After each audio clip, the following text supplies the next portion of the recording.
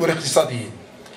أمام هذه الوضعية المأساوية أملنا أن نجد آذانا صاغية من طرف المسؤولين لفتح حوار عاجل ومجدي لإيجاد الحلول الناجعة وترتيب الأولويات من أجل تحقيق تطلعات المهنيين والساكنة وكل الغيورون عن المصلحة العامة لهذا البلد. وكمقترح من أجل النهوض بالقطاع السياحي الذي يعتبر كقاطرة نقترح تنظيم يوم دراسي. وإحنا بالنسبة لمدينة فاس كنشوفوا لا من طريق السيار اللي كيربطنا يعني بأقرب ميناء أو بأقرب يعني حتى المطار، فهو مطار يعني ما كيخدمش المصالح ديال المدينة العتيقة. الرسالة مفاده أن المشاريع هي تلك التي تنجز على أرض الواقع، وليس تلك التي يتم الإعلان عنها في أوراق وأمام كاميرا التلفزيون وأمام المجتمع المدني بالتمويه.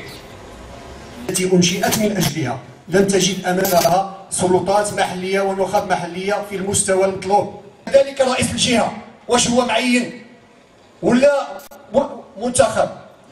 منذ مجيء ديال رئيس الجهة صيفطنا له مراسلات كأنه لم يكن هنا، حاسبها بحال القلعة ديال الحزب ديالو. لا ما كناش أدبية الحوار جاي كتشوت علينا أنا. واحد قابل للنقاش في الاخوان الله يجازيكم بخير، عندنا استراتيجيه العمل وغادي نتقدموا بها للناس. فالله يجازيكم بخير. الخالي من الصبر نحترموا الاخ الكلمه ديالو يسالي الكلمه ديالو مرحبا، عندنا شي تدخل مرحبا به، ما كاين حتى شي مشكل. وراه عندنا استراتيجيه العمل ما كنشتغلوش بعشوائيه، تحطي فيه مباشره صاحبي بشويه فيه احترمته ما قلت الناس حاضرين. احترم الاخ وخليه يسالي وخذ كلمه ديالك والتزم ادبيات الحوار. الله يجزيك بخير. وانتم تسمعوا الموضوع الان احنا غادي سمعناه دابا حنا كضيوف جينا الاستاذ لا اسمع والتيار ماشي هو هذا نهب الملعب. شنو هو نهب الملعب عندك في السرنا انت؟ وشنو هو النهب الملعب؟ شنو هو النهب؟ وشنو هو النهب الملعب؟ الهاجر خصنا الحل. لا باش انا عارفين النهب الملعب عارفينه لانه الجامع صح نوقف شويه. الفرق بين المحاضره وبين لقاء التواصل. اييه ولكن تقديم شاد الشارع ما هذاك الشيء اللي هضرنا عليه داك الحوار له مكانه الخاص. محتاجين تنقلوا الحوار وتمشيوا تدلوا عنا تتكلموا التواصل مع الامه. انا ما نتكلمش على هادشي لان عندهم بيس معروف على الصعيد الوطني، لكن تنقل حقيقه جمعيه التواصل المتواصلين هي جمعيه تواصليه تحاول المجتمع المدني بإنشاء ثقافة جديدة التي رسمها أمير المؤمنين صاحب جلالة سيدي محمد السادس. عندنا فيها ما كنعملوا في الثقافة نقولوا المغرب له ثقافته وله مكانته في المجتمع المدني، سيكون عنده واحد النتائج اللي هي تعطي الأكلة للثقافة المغربية. لكن الآن لما تنفعوا السي الرئيس السي الرئيس ولا اسمح لي تنقول على أنه المغرب على انه ثقافته قليله، تقولون لا بالعكس ثقافه المغرب ثقافه لها قيمه وجودها في العالم، لكن لما سبقنا هو الاحترامات المتكامله مع المجتمع المدني. اي حنا المجتمع المدني كواسع ما عندناش واحد التواصل، ما عندناش واحد التضامن، ما عندناش واحد التكاتل، غير هو يخرج رئيس الجمعيه من عندكم ويعطيو صباح عليكم وعليكم. نقولوا واضحين. والثاني الان جاء وقت الانتخابات. ما ذاك من الانتخابات. بعد راسنا انا كمجتمع مدني كرئيس جمعيه من بعد راسنا السياسي. ونمشيو نتكلموا مع المجتمع المدني باللغه ديال الحوار ديال الثقافه الجديده اللي كما تاكدها صاحب جلاله طب مع الغرباء وخلوا انا مرتاح. قال لهم انا نعني حتى يزيد يا ولد من شعب واي شعب.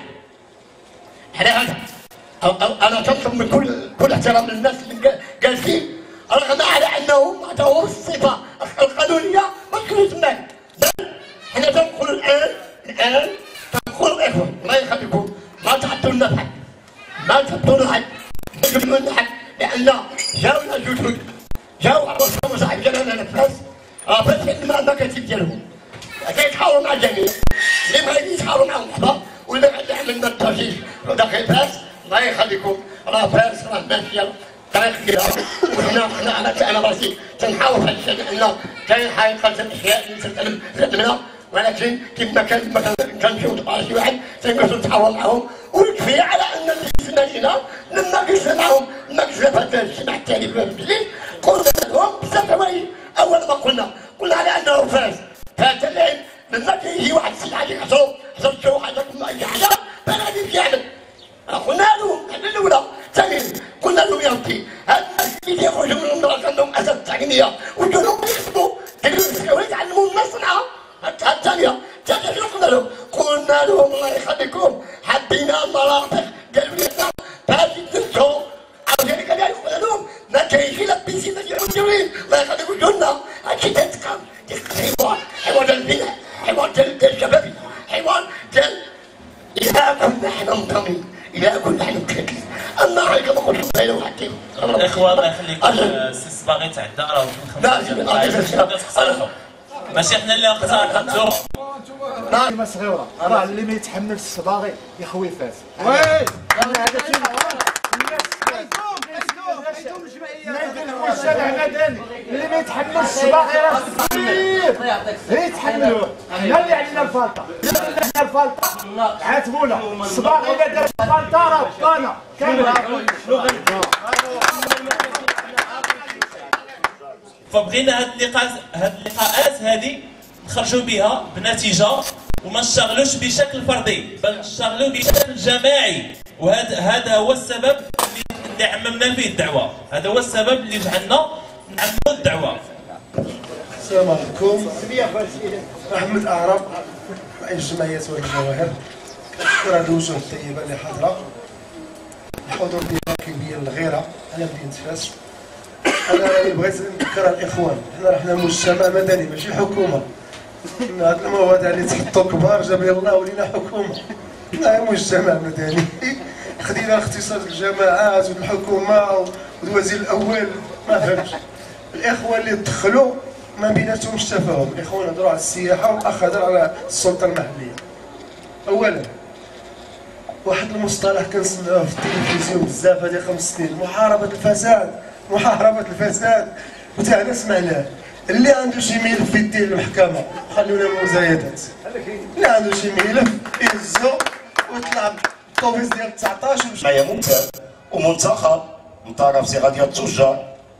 الا جينا نهضروا على جمعيات مجتمع فاس وخصنا نبداو من باب بوجلود ونروحوا حتى الاندلس حتى الباب فتوح ونجمعوهم كلهم جمعيه بجمعيه ونجلسوا كرؤساء وندرسوا الموضوع ونناقشوا. حتى حنا فينا ما نتبنوا حتى حنا فوق نجاوبوا، ما خصناش يقسي حل او كما قال الاخ تسويه حسابات. حنا ما عندنا حسابات ولا حنا والو.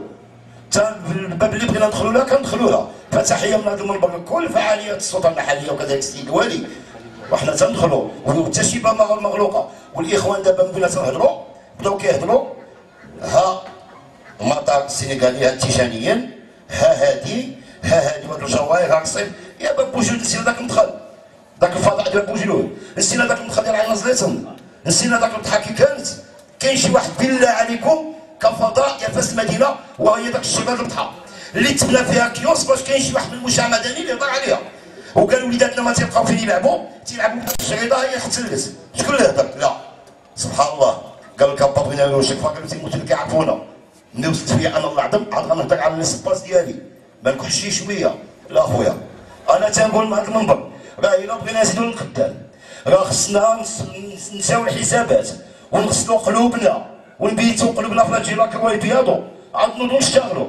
اما ما حد القلوب مازال نجاوبك الحوشاش دلائل انت ما عندك ما تعاودش والله ما كاين تنفس معنا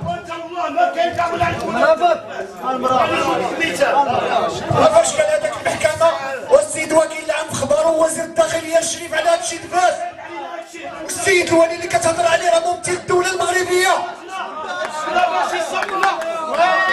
ماشي صبنا اخويا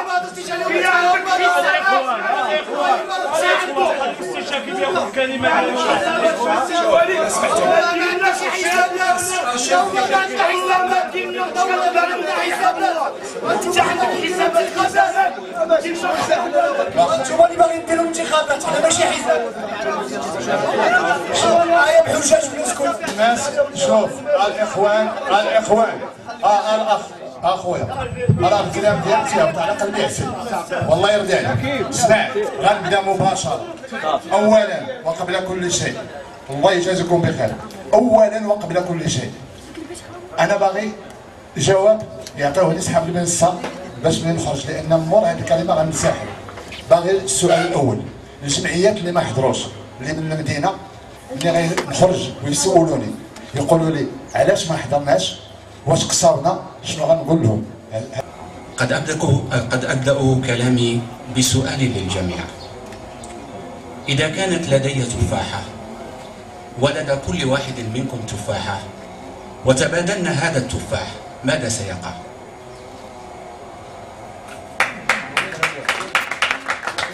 سمعت قول سيكون تنوع.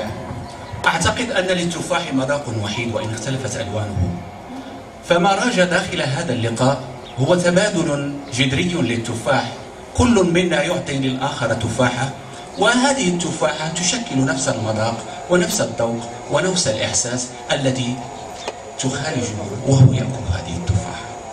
ما نسعى إليه هو المرام الثاني، وهو عملية تبادل الأفكار. إذا أعطيتك فكرة وأعطيتني فكرة فلربما سنخرج من ها هنا أنا أحمل فكرتين وأنت تحمل فكرتين، فلربما فكرتك كتضيف إلي الجديد وقد أرتقي بها، وإذا ارتقيت فسترتقي أنت كذلك بفكرتي. نقول مجتمعا مدنيا وهو في بنوده الأولى أنه لا يروم السياسة ولا يروم أي تميز في العرق ولا في الدين ولا في اللون، لكننا حينما نتحدث بصفات معينة لمجالات نشتغل فيها داخل النظام الجمعوي الذي يؤطرنا، وهذا العمل يعطينا نوعا من التفرد والتميز.